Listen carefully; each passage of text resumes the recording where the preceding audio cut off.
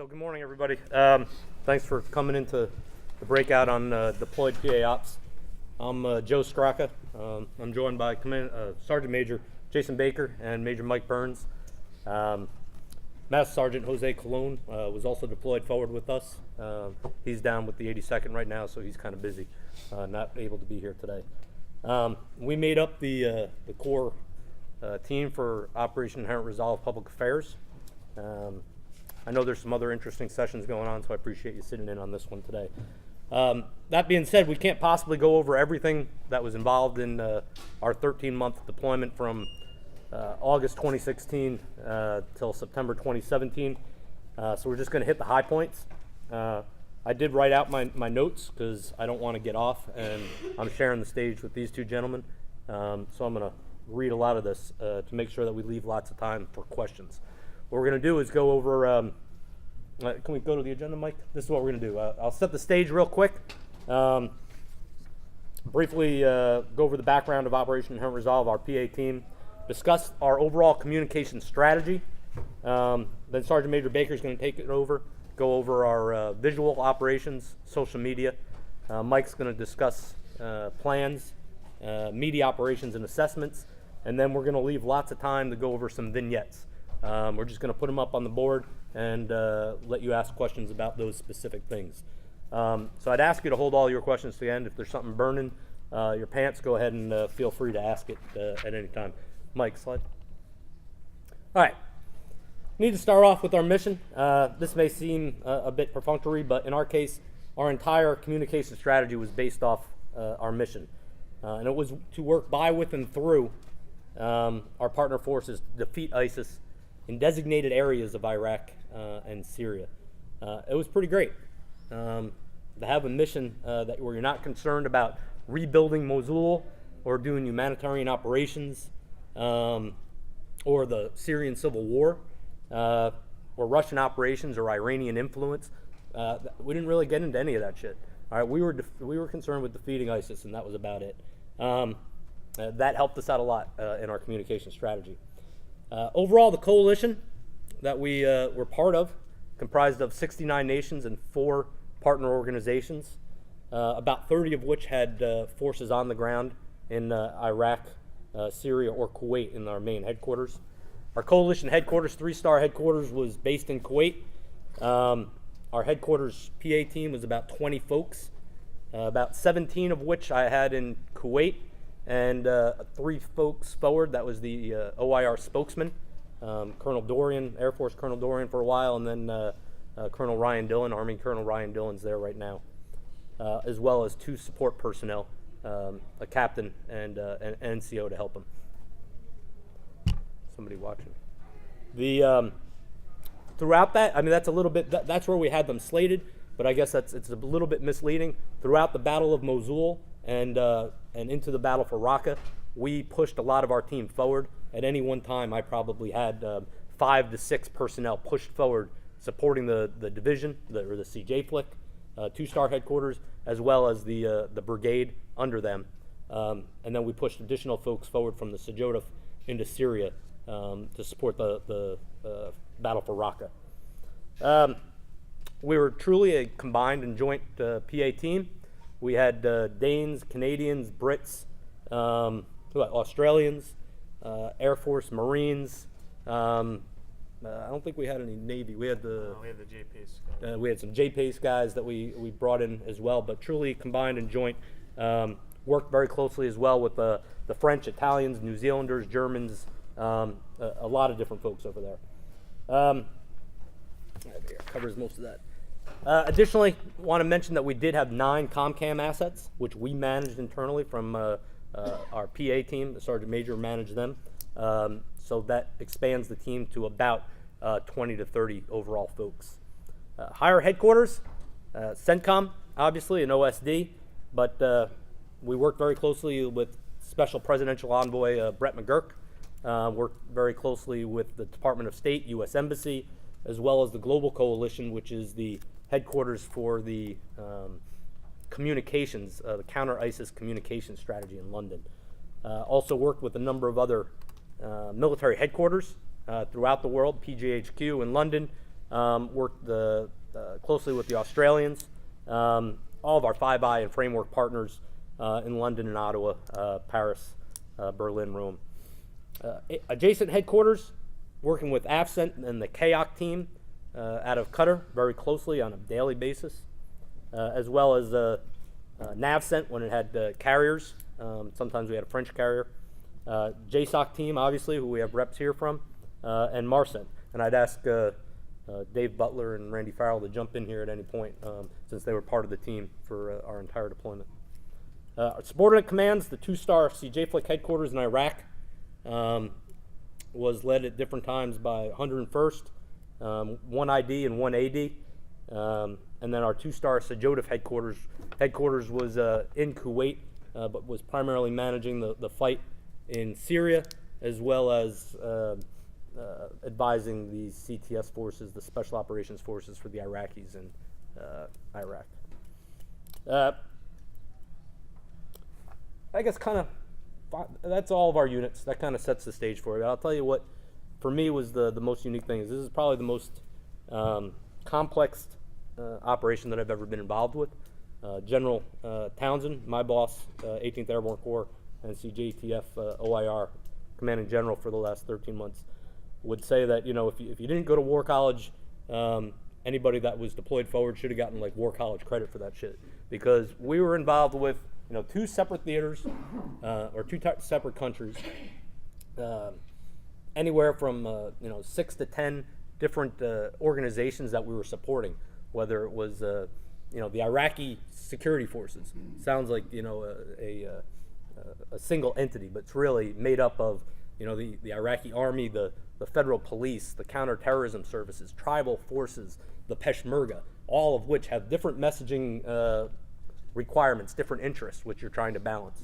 In Syria, you're balancing the Syrian Democratic Forces, which is a group made up of how many? 30 different organizations? I don't know how many. A lot. A shit ton of different groups that all have different interests. All right, and you're trying to balance them. The YPG and the YP. What's that? Go ahead, Ray. The SAC, the Syrian Arab Coalition, which were, anyway. It's all about messaging, right? And it's all about balancing their messages and their interest. So it was pretty complicated, but it made for a really interesting public affairs environment, and one that I think that we succeeded pretty well in.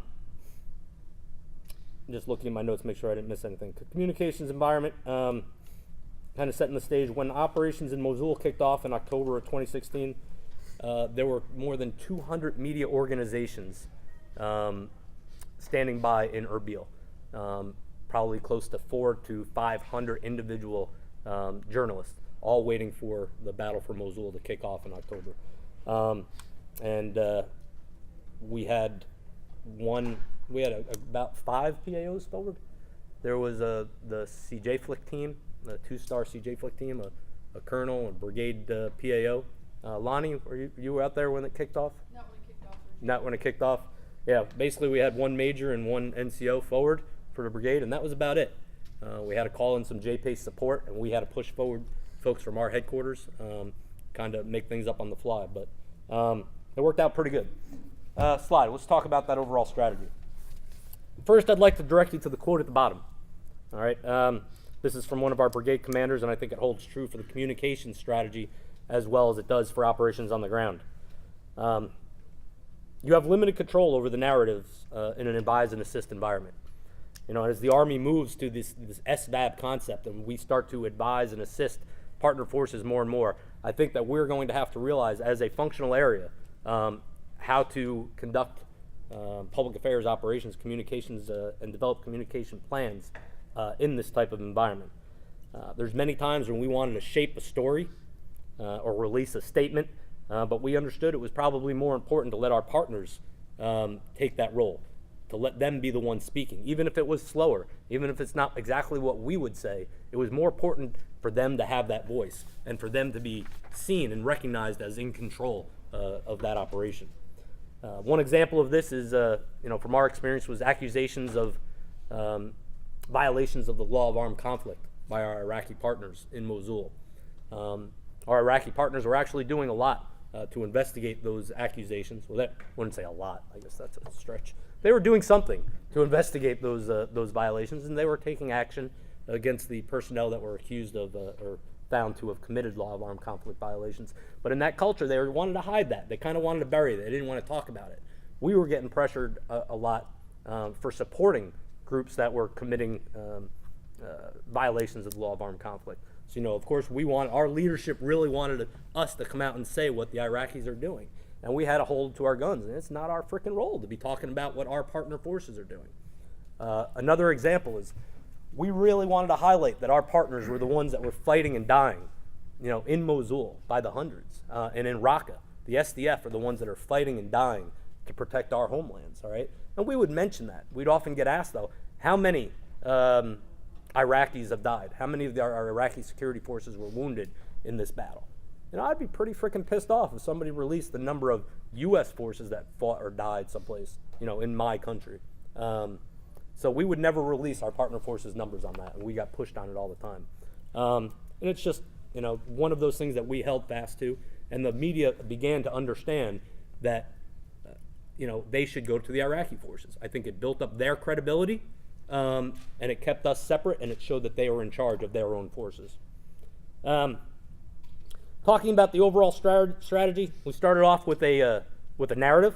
It was an enduring narrative. It was built that way so that it would not change, maybe tweaked a little bit, but it was designed so that we would not have to change it throughout our mission. And hopefully our other forces coming on from Third Corps after us would not have to change that narrative. We wanted to make sure that those are the things that we stood for at all times. It was made up of about 5 different things. I have to remember them all, but ISIS is bad. That's what it started off with. All right, ISIS bad. All right, this is basic concepts. Really, this is what we stand for. And if it's going to be enduring, it can't be too detailed. So ISIS sucks. The coalition is strong. Our mission is to defeat ISIS, and that's it. We will accomplish this by, with, and through our partners, and this is to defend our homelands. That was it. That is the core. That was our core narrative. Those 5 things. All right, and it never changed throughout our entire tour. All right, we could pass that on. It was our 1-page narrative. We'd pass that out to everybody. All right, you can nick down our entire communication strategy to those 5 things. Overall, we also had 3 LOEs, and this is how we were supporting our partner forces. This is how we were accomplishing our mission. They were to defeat ISIS by, with, and through our partner forces, to build our partners' capacity, BPC, building partner capacity. That's part of that advise and assist mission, as well as to ensure the strength of the coalition. You think about the ensuring the strength of the coalition often sounds like a throwaway. This is the one we had the hardest time with throughout the entire tour. And I'm sure Mike and Sergeant Major will go into this, but when you're dealing with close to 70 other nations, all with differing interests, the communications about what you're doing are often, you've got to balance that across the entire world. We never saw ourselves, or I wouldn't let us see ourselves as U.S. public affairs officers. We were never the U.S. spokesman. We only answered questions, we only spoke as coalition headquarters, all right? That protected us in some ways. We did not answer U.S. policy questions. We forwarded those to CENTCOM or OSD. I wasn't getting into that shit. We spoke for, I had to speak for London. I had to speak for Australia and Paris. So, especially when dealing in Syria, defending some of our forces with the SDF and things like that, we had to balance what we were going to actually do to ensure that the coalition stuck together. U.S. interests might have wanted to get into a little scuffle with the Syrians or the Russians. All right, we would have probably liked that from a U.S. perspective. From a coalition perspective, that would have broken up the entire coalition. So oftentimes I'd get notes and emails from me. Why don't you speak out harsher against the Russians? Why don't you guys develop more statements, especially against the Iranians? All right, when they were messing around with the Iraq along the Iraqis' western border. Because you know what? If we speak out against the Iranians, that's going to piss off the Saudis, or that's going to piss off the Turks or somebody else. So we often had to, toe that line of just balancing every message as a coalition. We'll leave it to CENTCOM or OSD for that harsh rhetoric against Russia or Iran. Yeah. So did you find that you had issues with your coalition partners also supporting that balance? Did some people feel like they needed to be more proactive as far as speaking out against, like other countries? Well, Turkey was a coalition partner. I mean, if you all go back, I mean, coalition's part of our coalition. And Turkey was often blaming us for things. We had a hard time there. Most of the framework partners, no, they understood completely. London, Canberra, Paris, all of those guys were pretty much in line with us. And they appreciated the fact that we didn't take it to perhaps that policy stuff. If we remained focused on defeating ISIS, that kept everybody pretty happy because they could sell that to their population, to their governments who were just focusing on ISIS. And they could always point, look, this is what they're saying. We're saying all the right things. We're not concerned with the Syrians moving from east to west across their own freaking country. All right? That might have pissed off the U.S. that they were doing that, but it's their country, honestly. All right? So from a communication standpoint, we just kind of stayed out of that. They're killing ISIS. That met our mission, and that kept us safe. The Turks, we had a little bit more trouble there, keeping them in line. But they were following their own self-interest, and you got to understand that. Okay, when developing our communication strategy, we were focused on ends, ways, and means. I'll just go through this pretty quick. Our ends, basically, we're focused on our LOEs. Our ways, there was about 7 different ways, media operations, plans, social media strategy, all that. But overall, we had 28 different means as part of our communication strategy. That was basically a menu of different things that we could or should be doing to support our ways and meet our ends. And I kept that communication strategy on my desk, open to the ways, and I would ask, you're responsible for this, this, and this. How are we doing on that? Have we tried this? And I would use that as a checklist in our weekly meetings. Restrained PA operations. I kind of hit on this one already. I skipped that one, sorry. Restrained PA operations, this goes against much of what we're taught in DINFOS, sorry, Marty. But we're often taught to be proactive, right? It's kind of in our nature to get out there and say something. We're always trying to convince our bosses, we need to be upfront, we need to be quick. It took me probably about 60 days to get out of that mindset where I needed to, you guys can attest that I came in there and I'm like, we got to do this.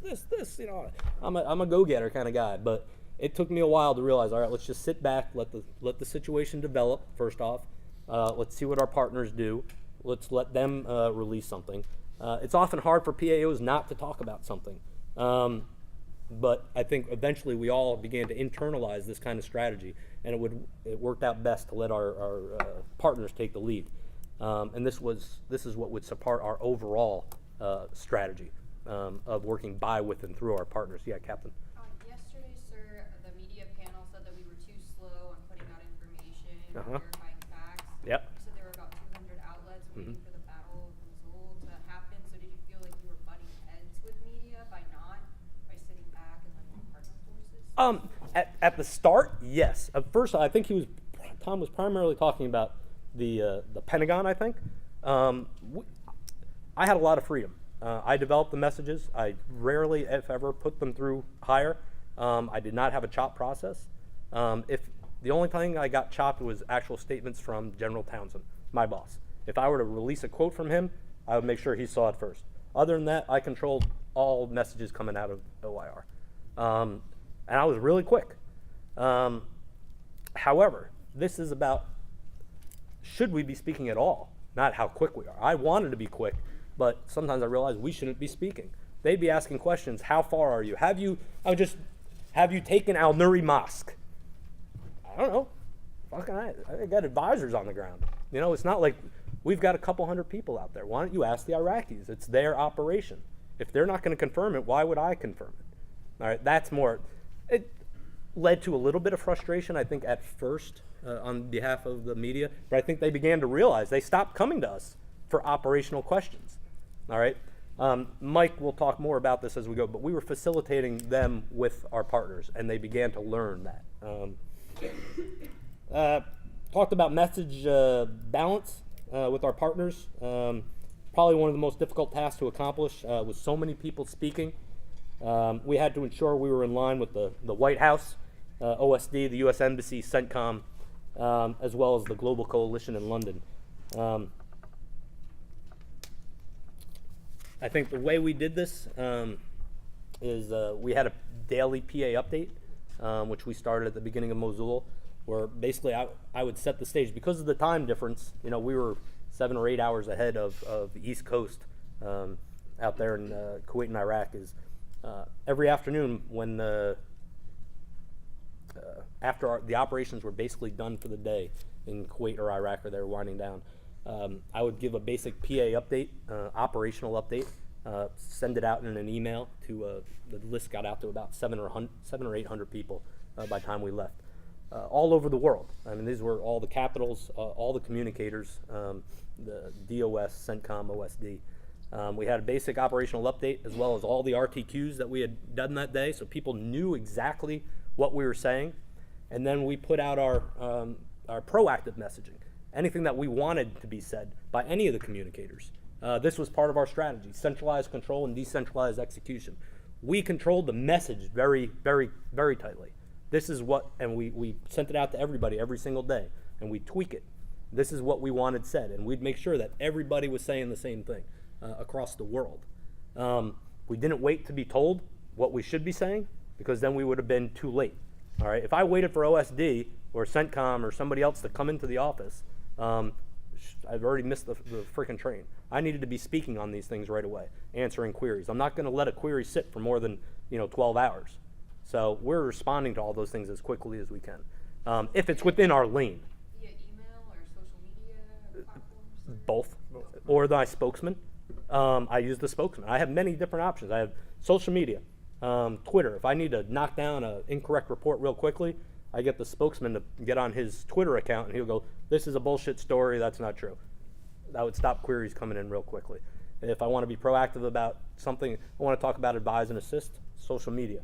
All right. Queries, I'm just doing via email. Marty.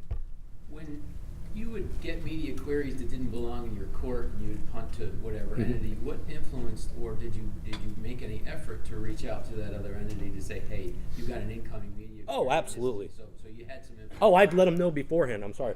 I'd always let them know before. I would never generally punt without saying, "Hey guys, I'm sending you this. Here it comes." When I get a response back, then I'd send it so they were ready for it when it came. Right. But Yeah, your influence over whether and how they responded was fairly limited. Like if the Iraqis or what have you wanted to put a spin on something that might not meet your intent, you just had to leave that. Generally, we would coach them. We had the CJ Flick and folks working directly with them. And I'm sorry, we got Chevelle right here. Chevelle Thomas, who was with 101st. They were pretty interested. Sometimes it depended on the situation. It really did. You wouldn't think that, but it was. But we had a PAO in Erbil, and the job of the PAO in Erbil was to match up with the Kurdistan PAO. And so anytime there was an issue that took place, we would coach and mentor them by drafting up what we think they should say, and then that would get approved on our end, because we had the operations center right across from us in Baghdad. So we'd send that up, making sure the Iraqis on this end were in agreement with it, send that up, and then Major Hill, who was there at the time, would go over and talk to those guys and say, hey, this is what we think, can you put a statement out? Do you agree with this? And because sometimes the Kurdistan people would not necessarily talk to the Iraqi people, so that's why we ended up we were the facilitators between the two brothers. So that's how we do it. I'd say it got better throughout the tour. After you left, it was like a progression. They got more used to it. They were totally, when the Mosul kicked off, they were not. This was kind of a new concept with them. They were not ready to handle the media at all, and we were kind of working with them. We would take the media, and Mike will talk about this, and hand them over to the Iraqis. They got better as it went on. They didn't want to talk a lot of release statements at first. Eventually, we were kind of writing shit for them, and then they would put it out. And it would, that's about working with your partners. Why do you think that is, sir? I mean, they just Different culture. began to realize the value of. Oh yeah, they became very sophisticated. They got very good. We've been training them to do this for what, 10 years? 15? How long have we been there? I mean, go back to what, 2000 what? And working with their MOD, working with their senior partners. So this is not a new dance. I think there's some of them that were very good. Others that were more apprehensive. Probably the ones that have been working with our forces were better than others. Yeah. But what they like to talk about is different than what we like to. They don't like to admit a lot of their faults. they deny those. Were generally us. I think they were sophisticated in what they were used to talking about, which is a lot of IO, a lot of IOPA. We were trying to get them away from that, but not too much. We kind of enjoyed being able to send out messages through them. Hey, maybe you should release something about this, and it's okay in their government. Anyway, listen, that message synchronization, real important. I just hit on one of those last ones, operations outpace policy. This is something we've all have to deal with, especially in this kind of environment. There was stuff going on, big time stuff, with Turkey especially, with Syria. And we just didn't have policy to guide us in that one. Doesn't mean we shut up. I mean, we needed to say something, and that takes proactive public affairs, trying to forecast these things, thinking about, it might not be the best answer, it might not be what the media wants to hear, but oftentimes at least it's an answer, all right? And we were always able to speak on something. And one of our go-to kind of lines was always like, we'd laugh about it when, Turkey's firing at the SDF, right? It's not helpful when our partners are shooting each other, okay? Please keep your weapons faced at ISIS. We want all of I can't remember the exact wording, but it's we want all of our partners to remain focused on our common enemy, ISIS, who is the greatest threat to the region and the world. It was just one of those things. We had a statement, though. We could say something. We weren't necessarily knocking Turkey or Syria or whatever, but at least we could say something, and that kept Hire happy. We weren't boxing them into a corner. But we were saying something. So we had a statement that was always ready to come out. All right? Yeah. Sir, speaking of mission command and exercising the discipline initiative to voice a proactive response in these cases, can you think of an example or a time when maybe you or your staff said something that your commander necessarily didn't appreciate, and if so, how you overcame that? Not necessarily not appreciate. I would say maybe the commander didn't want us to say anything at that time yet, but we took the initiative to go ahead and get out in front of it. And he was supportive once we explained why we went ahead and did that. Like the colonel said, a lot of times we just couldn't wait on an official answer from Hire, or the CG was on the move and we couldn't get him to approve a message. But I don't remember any real serious misfires. Yeah, I mean, different. I would have said it a little bit different, but I don't know. Do you guys remember? Did we have any serious misfires? I think it was more There was more OSD spokesmen. CENTCOM asking Yeah. us why we were answering things, but I don't think there was any. Yeah, I don't. Do we have any OSD or CENTCOM reps in here? Oh, hi. Okay. Rachel here. I wasn't really all that worried. I was a coalition spokesman. I wasn't all that worried about CENTCOM. I don't mean that in a bad way, but I purely saw myself as a coalition spokesman. I did not seek guidance from CENTCOM or OSD on very much, unless we started to get into the policy stuff. As long as I was answering from a coalition standpoint, I go, I'm not answering for the U.S. I'm a coalition. You're U.S. headquarters. I'm a coalition headquarters. I would say no, that's not a video. I would say that that when it did happen, it was more of our spokesman in the Pentagon press, like some of the senior generals that maybe stepped into a policy lane when they shouldn't have, as opposed to our office making any kind of misfire. Spokesman's like another. I mean, he's got a rough job, and that's a difficult job to stand up there all the time. And he doesn't have the luxury of being able to sit in an office and kind of craft the message. He's got to come up. We would draw up all his messages. This is what we want you to say, but we can't control the questions he's going to get. So, it's one of those things. You grow into that job. You're able to think on your feet a little bit more as time goes on. But I don't envy him his task. I'm going to turn this over to Sergeant Major to talk about social media now. All right. Sorry, Just to start off, so we took a really simplified approach to our social media strategy, and just like the colonel, I would like to be as decentralized and active as possible, but you have to understand your operational environment, and where we were was not conducive to have maybe every subordinate organization have their own public affairs or have their own social media and just pushing things out, because it was so easy to put out things that would then disrupt our lines of effort or speak against it. And it could be something as simple as an artillery unit that wants to just talk about how they're just blowing everything up. That's great for them, for that organization, and in all other areas and missions that we would do, that would be perfectly in line with what we want to speak about and promote your mission and what you do. But we had to be so deliberate about what was being posted because we were all, it was like the entire world was watching our page. So we took a simplified approach. We had only CJTF, OIR, so a Facebook page was the only page on there that you would see for anything that had to do with the coalition. There was not a CJ Flick page, there was not a CJTF page, and that was also in line with the fact that Colonel Skraka was the overall release authority for everything that happened in theater.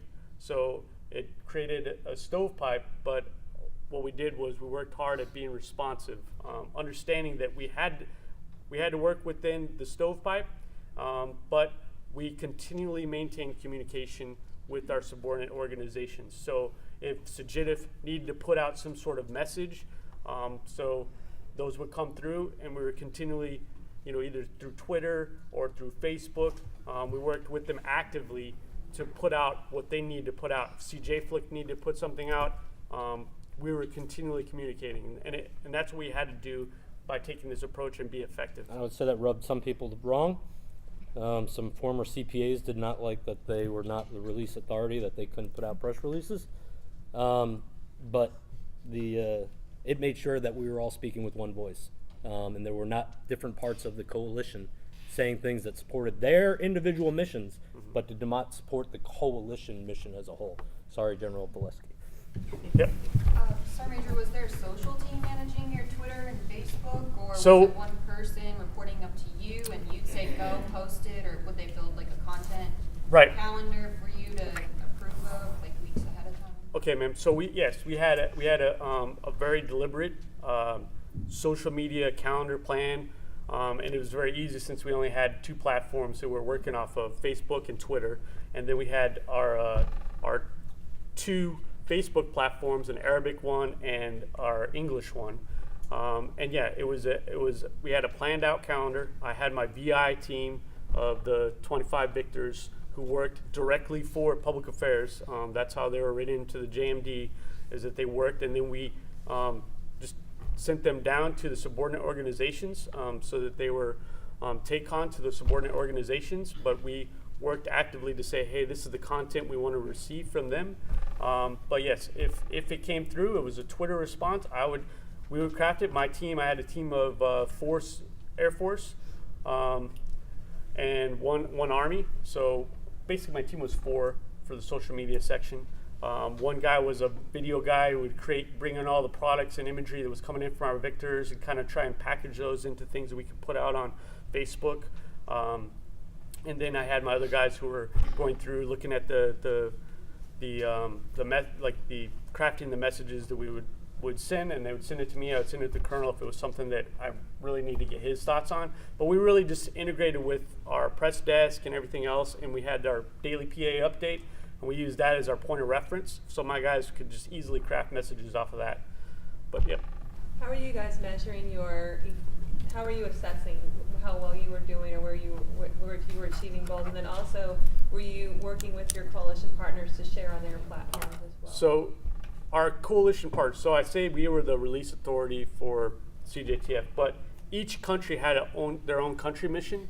So we had, the Australians had their own mission, the French had their own mission, and a lot of those things didn't come through us.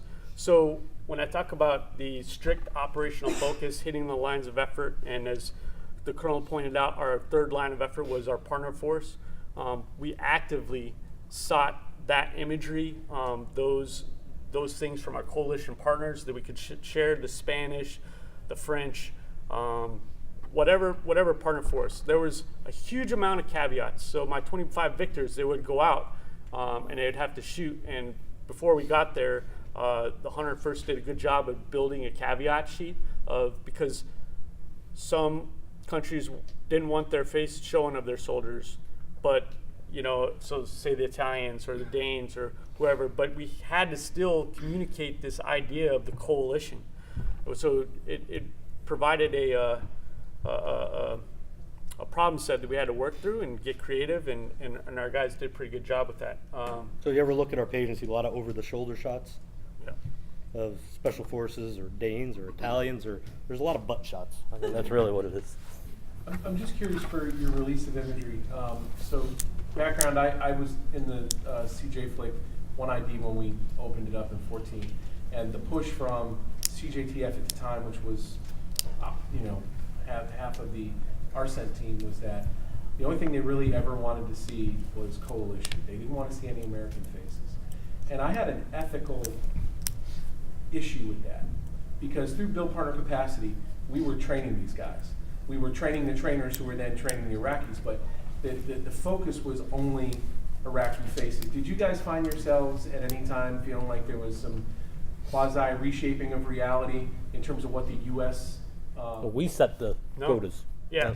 Go ahead. So I have my little charts down there. We tried to do our best to balance it. I'd say when we first got there, we actually kind of reverted back. It was a little bit more U.S. heavy than it should have been. And to balance it for us was using the partner forces, their imagery. But I don't think so. We found points to do it. So like our brigade, once we got once we got our guys out to the brigades, and they would do the advise and assist thing, because that was one of the things too, right? How do we communicate advise and assist? What is advise and assist? That was one of the problem sets we had with our guys, and trying to get the 25 victors to go out there and say, how do you photograph and tell what this is?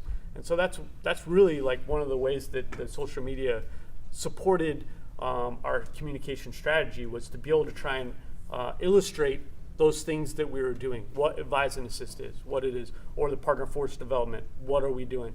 And I would say that the partner force development actually shifted away from Americans leading that partner force development. It was more the coalition that was doing that. So all of our partner force development, all those guys who were out there, it was almost 90% coalition that were doing that mission at the point that we were at. I just have, what was the ethical problem of, what were you trying to show? Well, so at the time, Iraq was the new thing, Mm-hmm. and our division headquarters there, our brigade was the initial BPC units, and we had our own vested interest in showing that, hey, the First Infantry Division is here. Outside of the understanding, that it was really kind of squishy at the beginning.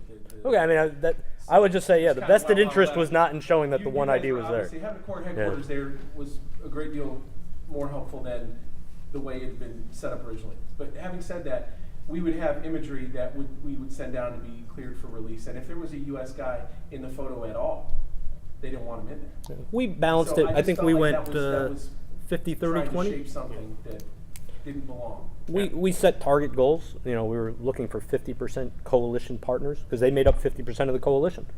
30% partner forces, Iraqi, Syrians, and only 20% See, I U.S. had no problem That was our goal, and we And adjust. so we had initial coalition partners, no problem with that at all.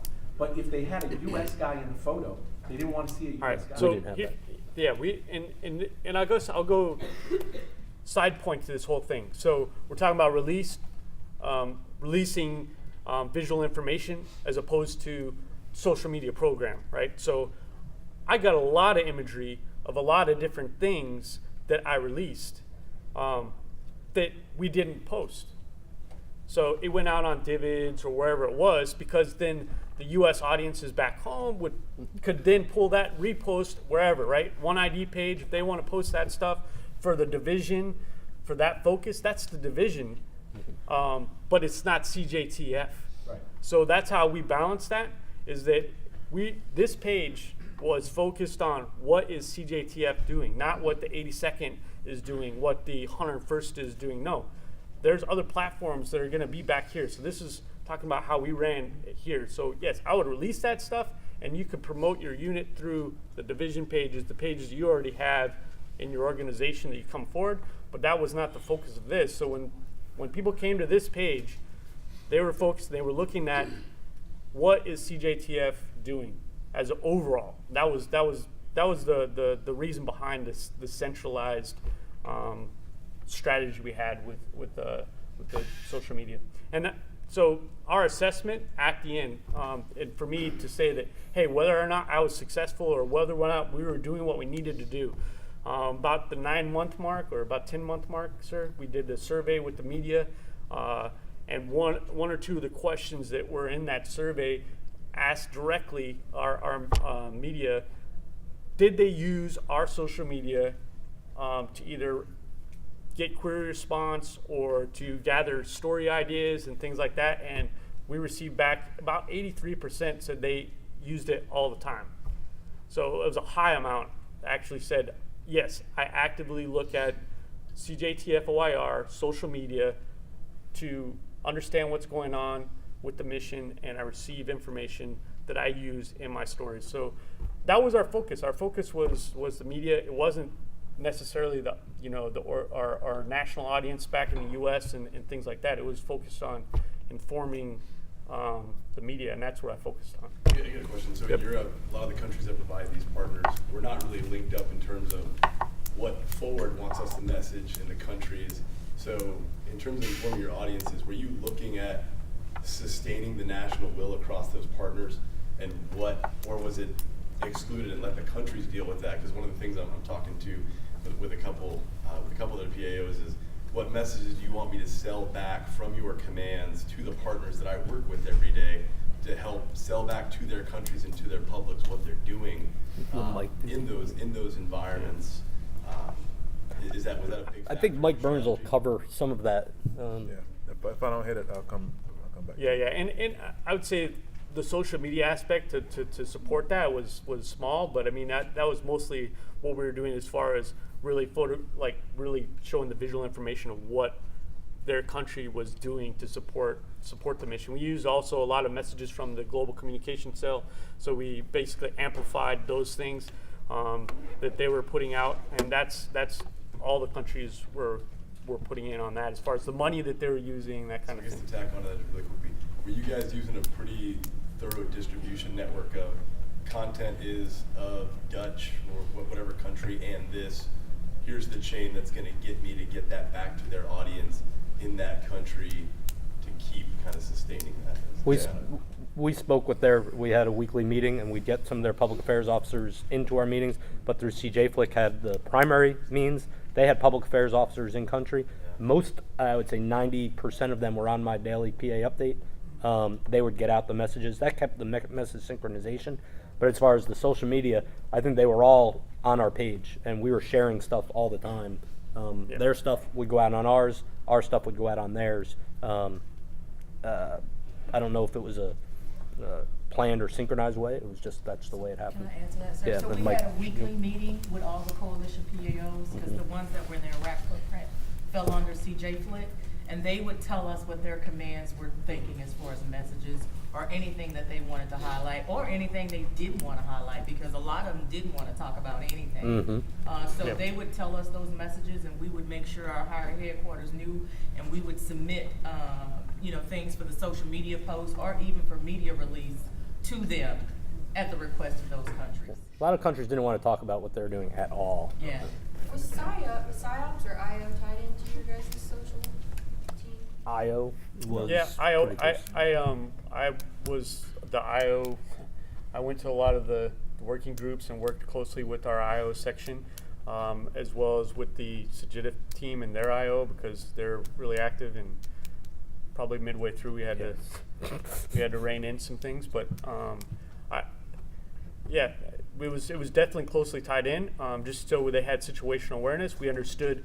That was a big thing. So I didn't really talk about. So when I talk about operational focus, it was also tracking the battle, right? So when there was a lull in Mosul, well, there was a lot of stuff coming up. So that I knew that there was going to be a pause and a break between each side. And so we did in our social media plan, hey, curate this content to get ready for this lull so we can push this message or this narrative. So that was also along the lines of the IO and syncing in with them and what they wanted to push in their narrative and things like that to support that. Just want to caveat on that. I think in CJTF over the last 3 years, I think you're seeing the biggest blur of where authorities are, where's IO, where's PAO, where's PAI, and how those three things need to kind of be evaluated together on what's actually in the information space and who has delegated authorities to message against different audiences. I think someone brought it up in the meeting yesterday, but you've got Russia, Iranian, coalition, and Turkish all perspectives. And for example, Turkey and Russia, you can't even have any IO effects. You can only do it against ISIS in that theater. Then you had Russia and Iran and Turkey saying maybe misinformation facts against partners, and who has the authority to actually message back? People think it's IO, but in reality, if it was fact-based, it ended up being PAO. There was a lot of blurring of the lines. Fully acknowledge that. We tried to rein in when it got out of hand. I would just say there was points when it started to come to my level when some of our IO guys were contacting media directly. I had to step in and okay, that's enough of that. You guys got to go kind of back here. Or when they're releasing photos for our partner forces that, that's the thing. IO can release. They had their own websites. They manage the partner force websites. Especially we're talking about Syria and.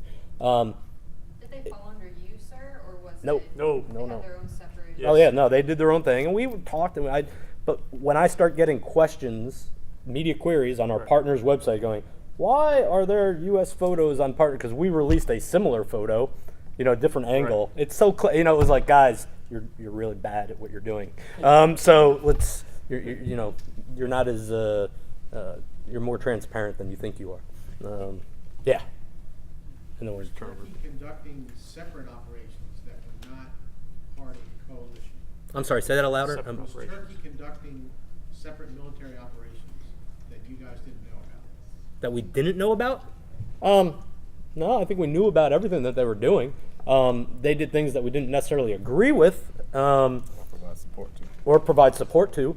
But as long as they were killing ISIS, we didn't have that much to say about it.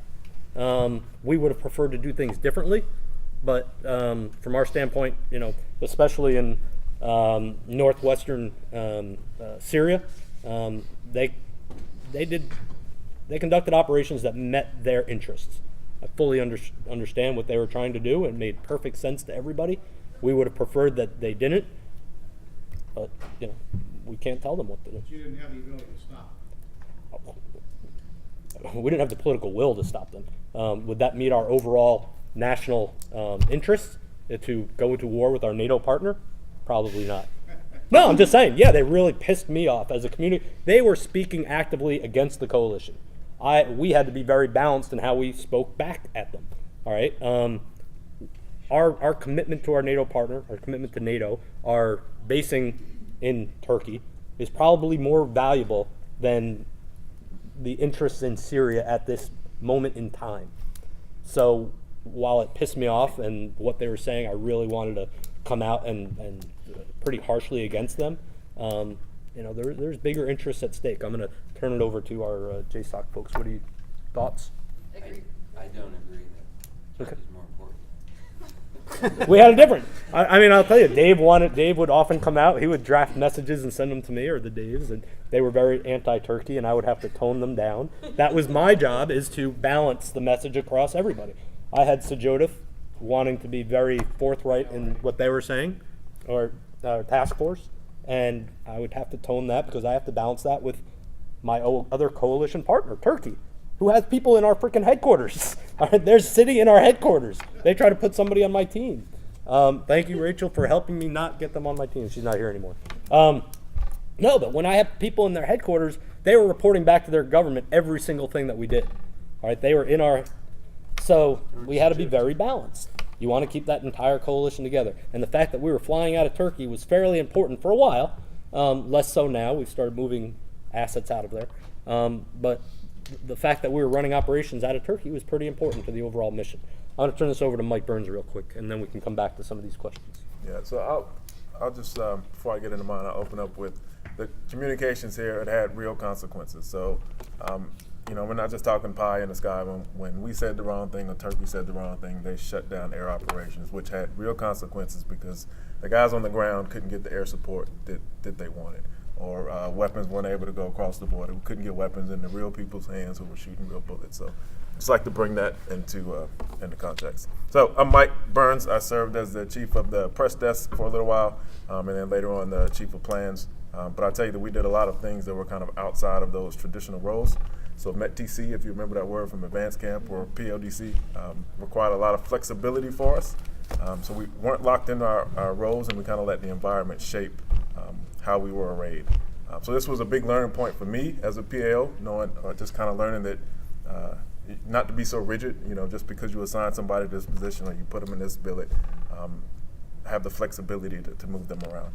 So primarily in Kuwait, but also went forward to provide support to Colonel Thomas at CJ Flick, the spokesman forward, and Sajidif. Good deployment, and I definitely learned a lot. So the first thing I talk about is operations. I would say that the most important thing that we did was stay tied in the operations with current and future ops. So this allowed us to forecast some of our messaging requirements and kind of shape the information environment the way we wanted it, especially in the targeting and the coup-ops process. And I would say that this is more than just kind of knowing what the plan is. This is knowing the plan and understanding how it can affect information. So the RTQs we would receive were very detailed. It wasn't, hey, who are the good guys, who are the bad guys? It was, hey, are you providing this specific weapon to this specific partner force at this time? We received about 150 to 300 RTQ queries a month. That was probably at the high point, it was 300 a month. That was 10 or 12, 10 to 20 a day, depending. So as the, on the press desk, when you're formulating responses to these questions, again, the answers that you give are going to be out in the information environment, and they can have real consequences. So you have to be very nuanced with all of the details that you're putting in there, and you have to provide some well-developed and thought-out responses to query. So we had to know what our partner forces were doing at all times. So it was important to stay really close and tied into the fight, watching the chops, watching the boards, going to the ops updates, and finding out who was doing what on the battlefield. And a lot of times between live map and some of the media reporting, we were actually informing the chops on what was going on the ground. We would get the information quicker than the operational reporting. So Arwa Damon from CNN, when she found herself trapped, behind the line surrounded by ISIS forces, my phone was the first one to ring. I walked into Erbil, into the chops, and told the 1-star, hey, sir, you got media stuck behind the battlefield. And we were able to get some ISR overhead and provide her support to get out of there. It's all messaging. Provide our Iraqi forces support against who they Yes. were teamed with. We didn't provide support to the media. So Officially, we were supporting our Iraqi partners who were also pinned down. They were. I'm being serious Yeah, they here. really We did were. not message ever that we helped out although that would have been really devastating to our overall mission, to the U.S. presence there if we had lost Arwa Damon. She was also pinned down with a lot of good Iraqi forces, and we were supporting them. It's a long story, but we could talk about it later. So when you think about forecasting those message requirements, again, staying tied in was the key. We were never surprised, and I would say that 100% of the times when something happened, we had already developed those messages or we had already started on that messaging, and that was due to being stayed tied in. Another example, for forecasting, the fight for Mosul and Raqqa was long. It pretty much kind of took the whole year that we were there. And that's kind of an eternity in the info space. So there were some weeks where the flight would move 10 meters in a week, literally. So how do you keep information, how do you keep the momentum in that info space? How do you prevent the term lull or stalled from entering the narrative? So what we did through planning and working with our subordinates, we identified key milestones and made them a big deal. The university, the airport, the old city, liberating East Mosul, West Mosul. We kind of made a big to-do around all of those things, and that kind of fed the appetite for information from the media. Another example, there was a big reset between when the Iraqis liberated the east side, and then they moved around to the west side. You're talking a month or two where they weren't really doing anything. So we shifted the narrative back to LOE2, and like Sergeant Major talked about, we focused on what we were doing to build those partner forces capacities. Next bullet, same thing with plans, synchronizing our messages to better show coalition success, looking way out. We were able to essentially affect policy at the Pentagon level by some of the things that we were putting out in our daily PA update. So when I say flexibility, we flexed where the need was. So my NCO went down to the CJ Flick to help manage the media because they were the main effort at the time. I went to Erbil and then on to Syria to kind of help manage the media. And then my battle buddy, Major Parker, on the picture,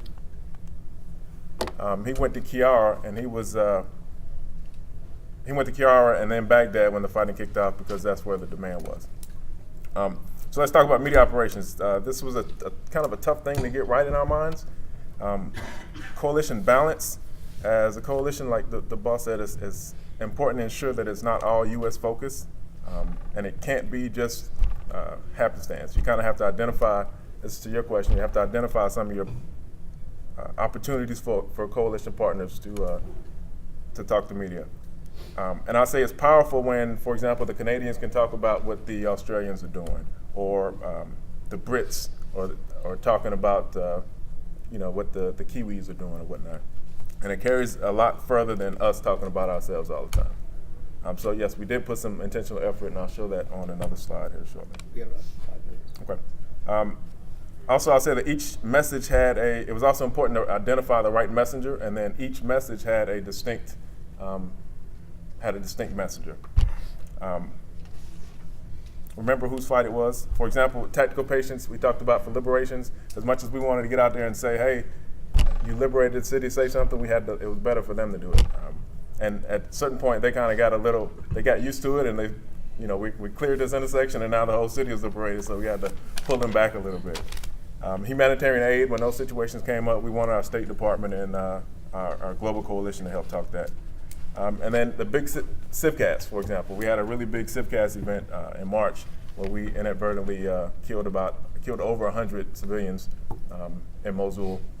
That was something that you absolutely want to put the commander out there, 3-star, stop what you're doing. You need to get out there and talk about this because you're the right messenger for this message. And I'll say that, General Townsend, to his credit, I said, sir, you need to speak on this. He said, when? I said, how about tonight? He said, okay.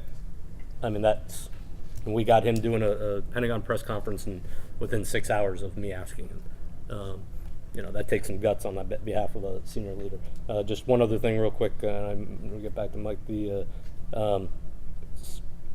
it. Okay.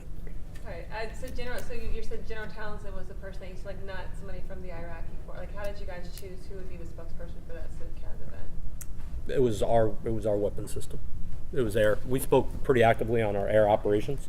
So this was a coalition aircraft. And ISIS killed them, really, not us.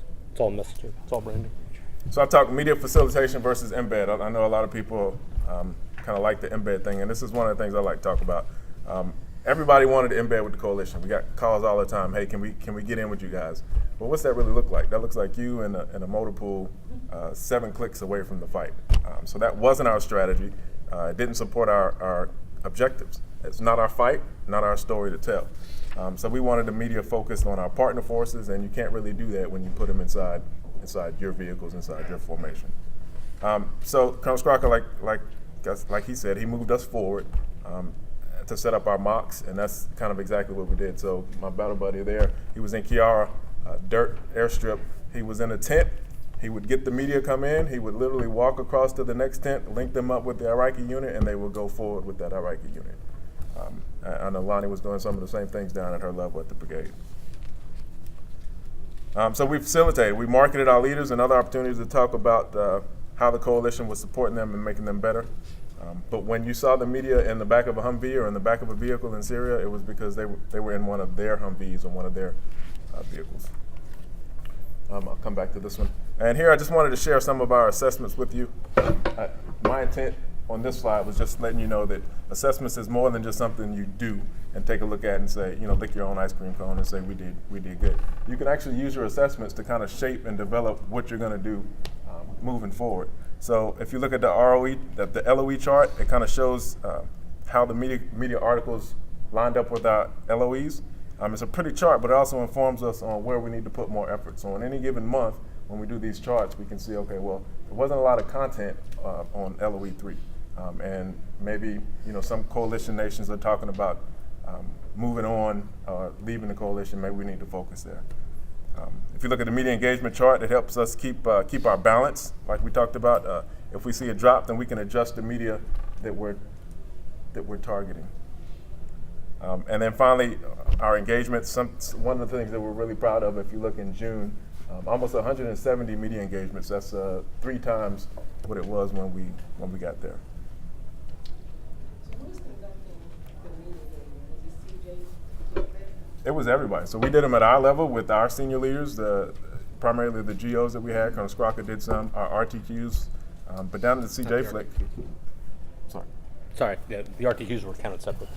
And then down at CJ Flick, it was everybody. It was the commander, it was the deputy commander, it was the brigade commander. 50% of those, on average, 50% were the spokesman. So the spokesman's conducting 50% overall. That on average, it would sway, but he was conducting 50%. That's like 5 interviews a day for him sometimes. I mean, that's all he did. That was his sole job. It's the freaking greatest thing in the world for a public affairs officer. I did not have to worry about, I didn't split my focus and worry about, I need to be communicating more. I was worried about planning and developing the messages, and I had somebody dedicated to talking to the media all the time. It was great. And if you see some of the numbers on the left side of the chart were actually lower when we got there, it was because the spokesman was doing both. He was a spokesman and he was worried about developing. It was kind of go over before we got there. Can I highlight 2 things? Yes. Okay, I'd just like to highlight 2 things, and that's media visits versus media embeds. So back in the old days, media would come with us, we provide them transportation, they live with us, they eat with us, they do all that. That's no longer authorized in Iraq. And that's mainly because the Iraqis own the land and they're doing the fight. So in order for a media embed to take place in the sense of old terms, it would have to go through the Iraqis. The Iraqis would have to approve it. And we didn't really start doing those until Kiara kicked off. And so they would go and basically sleep and provide transportation through the Iraqis at Kiara. But they had to coordinate that through the Iraqis. And then the other thing that I wanted to highlight is know when to ask for help. Because when Mosul kicked off and we were projecting 200 media to show up in Erbil, we were like overwhelmed because we had like a shop of 4 or 5 people. And so that's when the Red Star cluster went up and we asked our hires, say, can you send some guys down here to help us? And oh, by the way, can we activate this whole JPACE team thing to come down and help us as well? And so knowing when to ask for help, just pay attention to your environment. And so they helped out tremendously in handling all of that media. And then as far as engagements in your footprint, that's really going to depend on your boss. So at that time, General Valesky was my boss, and he was all about the media. So he did a number of engagements, and he would let the deputies and the commanders do engagements. Outside of that, he wasn't really keen on it. And of course, that changed once we left, and more people did engagements. But it's really going to depend on your senior leader. Let's say that we're 5 minutes over. So I assume there's somebody in here later, Mari, after us? Yes, sir. Okay. We'll be happy to continue to take. Mike, do you have anything to close up here with? This is our common operating picture, and this is just a visual snapshot of everything that the 3 of us have talked about. Hey, let's hit this next slide. Here are the vignettes that we were prepared to let you ask questions about. Just different things that popped up. We did take questions through. I appreciate you all sitting in. We'll be happy to answer any other questions you have informally as we let people come and go. All right, thank you.